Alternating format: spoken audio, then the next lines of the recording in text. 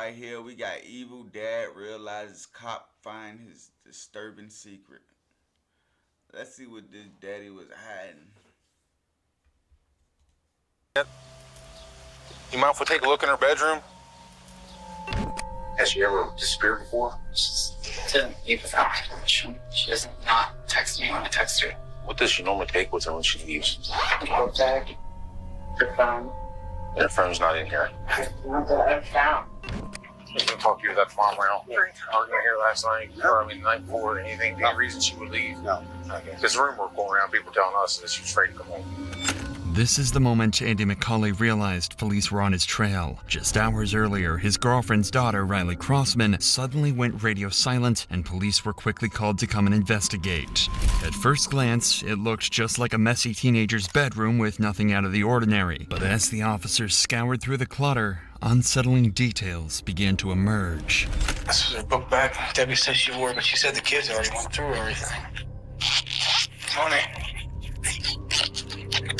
Squandy. They would find items that a teenager might typically take if they were planning to run away. But as they begin to look even more, they start to notice blood. Blood was on her sheet, and more was found on her comforter. The cops How do motherfuckers be so careless like that though when they do big crimes like this? were now certain that foul play had occurred and something terrible happened to Riley. As they try to piece together the puzzle, police find themselves entangled in one man's web of deceptions and twisted lies, all crafted to conceal his one single disturbing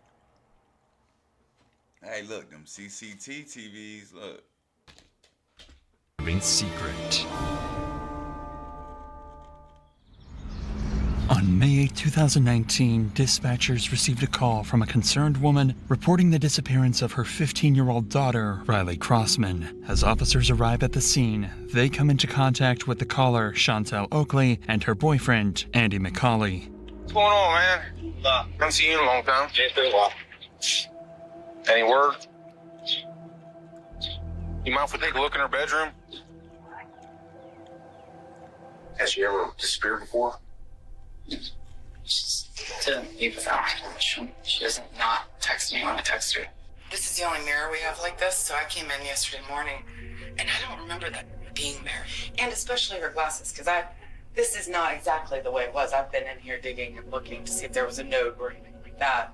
According to Riley's mother, this was unlike her, and she wasn't one to run off without telling anyone. A quick search of her room revealed that her belongings were untouched, except her bed, which was covered in bloodstains. This was highly suspicious, so officers quickly took a sample and sent it off for DNA testing. But for now, officers need to gather as much information as possible from people who last saw Riley, so they decide to question Andy about his whereabouts that day. I was gonna talk to you that farm around. Arguing here last night, or the night before, anything, any reason she would leave? No. Okay. There's a rumor going around, people telling us that she was afraid to come home. I don't know if that's, you know how people go sometimes, but That was nothing like that. okay. So, She wouldn't have to be her. I mean, they're right. they ain't like that. Yeah. It's never like that. This is nothing. Nothing. Yeah. Her mom wasn't even home. Right. She's at work. No, you. They said that she got an argument No. with you and, No. and didn't want to come home. No. So, I don't know. She was her you can ask her grandma. She was here doing dishes and everything. Her Oh, he too scared. grandma was here till 7:30. Okay. Debbie. Right. Yeah. When's the last time you saw her? About 9, maybe 10ish. At night? Yeah. And what context was that? Oh, she was here in the house. She went to bed probably. Well, I don't know what time she went to bed, but she was. All the kids were in the room by like 9:30, 9:30. Did you see her leave in the morning? No, I left at 4. I got at 4 o'clock in the morning. He got a big ass knot on his head. You see that shit? A fat ass knot. That's 5. Okay. Go to work. According to family and friends, Andy was never an early riser. In fact, when police interviewed one of his colleagues, Johnny, he stated that he had to go to his house and repeatedly call him to wake him up. But on this particular day, things were different. I'll call him and see if he's up. So that morning, do you remember if you called him or he called you? Wednesday morning. I want to say he called. But this was not the only strange thing about Andy that day. He also told police that he was at work all day, and when cops interviewed another one of his colleagues to verify his alibi, they found out that Andy had left work and was gone for nearly 5 hours. And he gets back at roughly, It's probably 2:45. somewhere around So he was going a while. Four, almost 5 hours.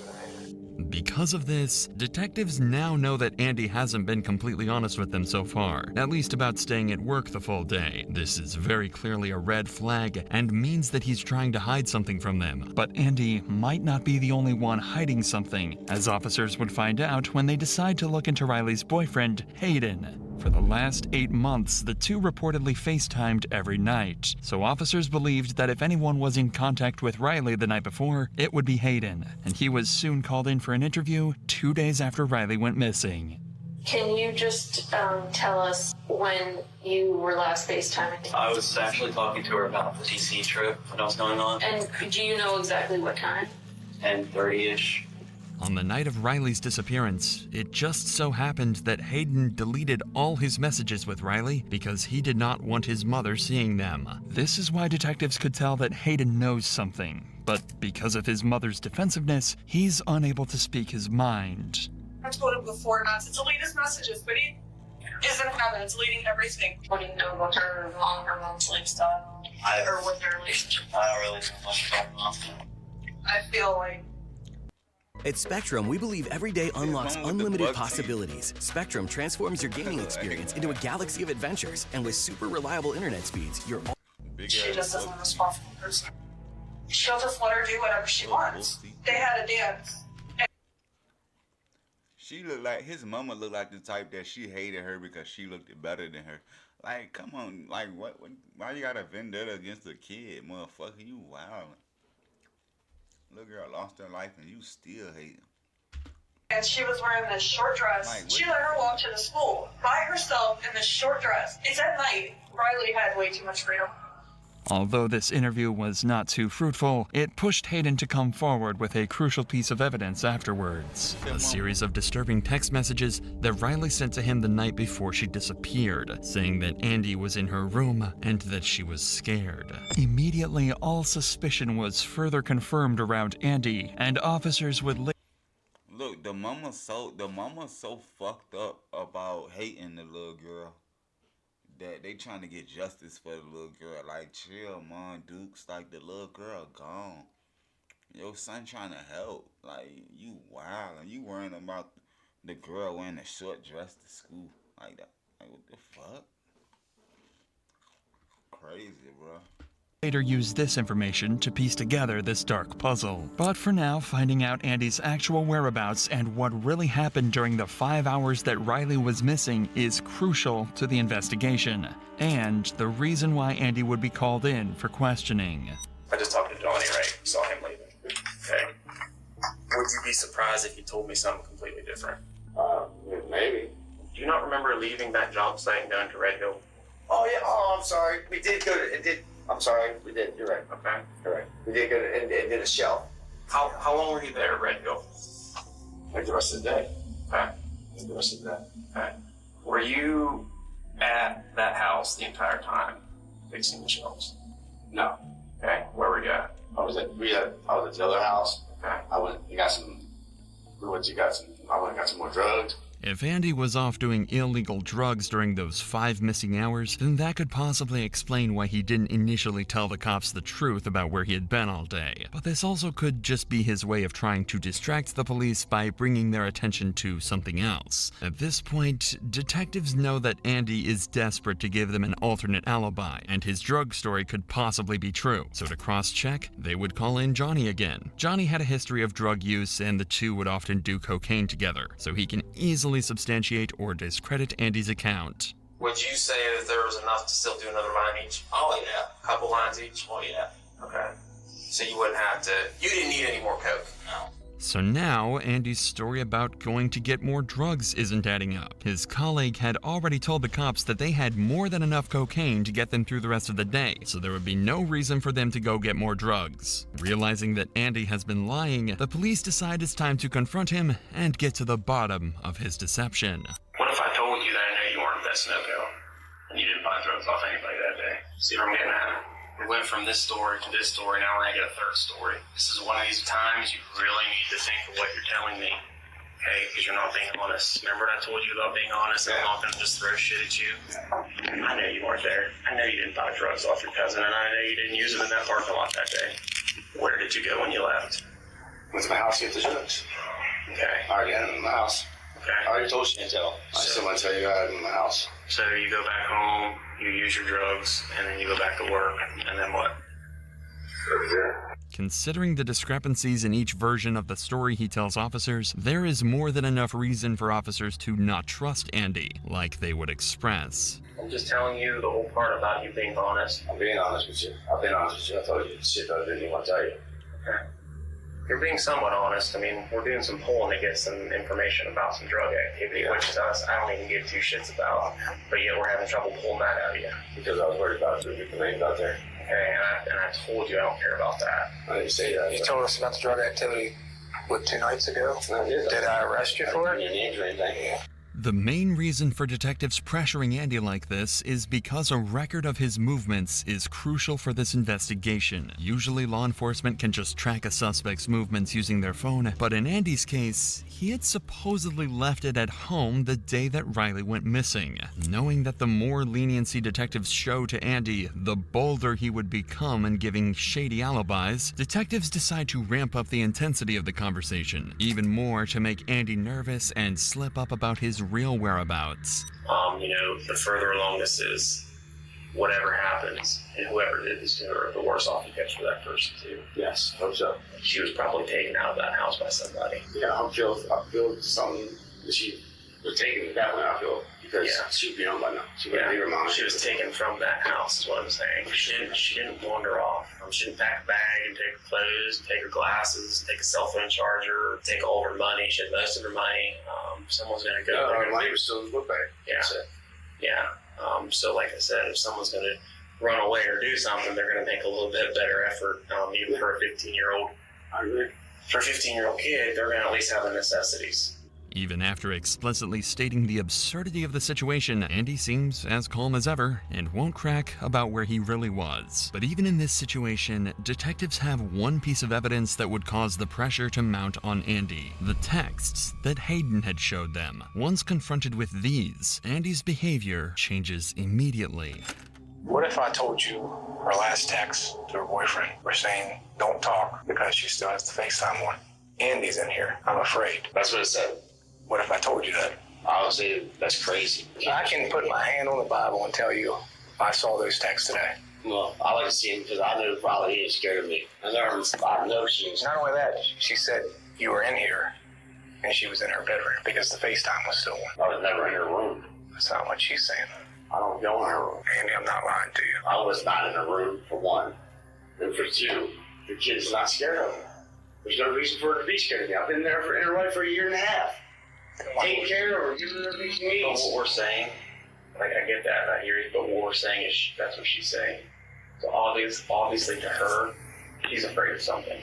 The walls are closing in on Andy quickly, and he's no longer able to keep up with his lies. He can't think of any possible reason why Riley would be afraid of him, or any explanation for why she would have sent her boyfriend those texts. There's no way. There's no way you can ask your mother. Her mother will tell you that it's not true. There's no I'm way. telling you, I read that with my own eyes today. I don't know.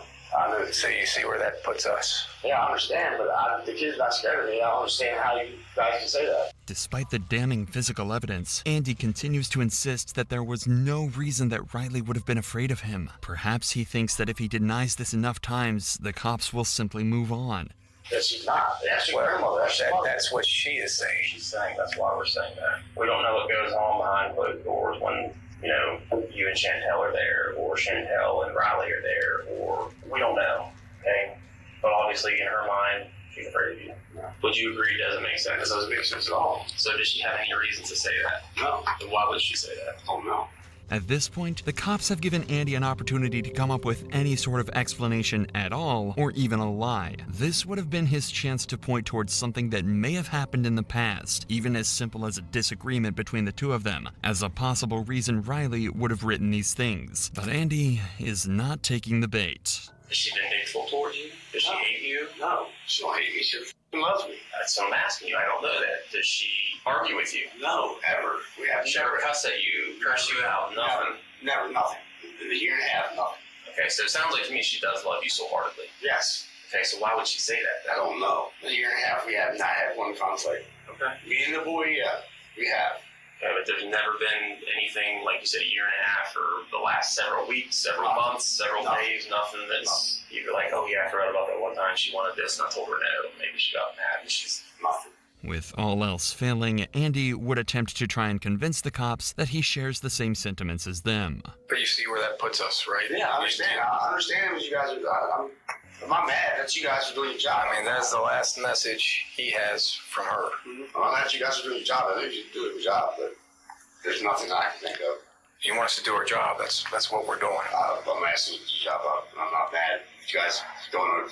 Guys, I think he's a little pissed off, but nothing. There's nothing I can think of. She would be mad at me for, or she would be upset with me, or scared of me, or anything with me. You didn't go in that room? No. She still had FaceTime one too. Okay, well, I wasn't in that room. The cops lacked probable cause at this time to arrest Andy, but there is one piece of evidence that is about to change the course of this entire investigation. It was around this time that the lab results on that blood sample would finally return, and it would be an exact match to Andy's DNA. But that's not all. They also learned that the blood they tested was also mixed with saliva. This made the cops suspect that Riley's face may have been forced into the pillow in an attempt to keep her from screaming.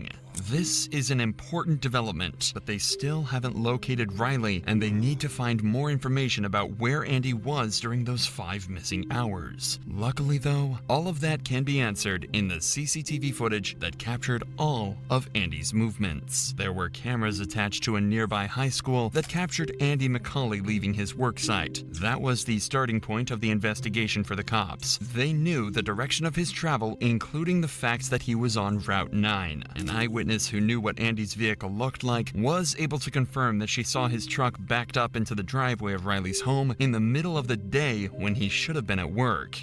At this point, the cops believe that Andy killed Riley during the late night or early morning hours, likely to keep her from screaming while he assaulted her. They believe he then hid her body in the bedroom until everyone left, and then later returned to the house when it was empty to pick up her body and dispose of it. Using CCTV footage to guide them, and with the help of police canines trained to pick up Riley's scent, jury deliberated for about 4 hours over the course of 2 days, and decided that the monster who murdered Riley was none other than Andy McCauley. His fate by giving him 2 life sentences. He will never see the light of day as a free man. Damn, man. Boy got 2 life sentences, man. We're gonna go ahead and wrap this video up, man. Y'all please go ahead and like, comment, and subscribe. I have a blessed one. See y'all on the next video.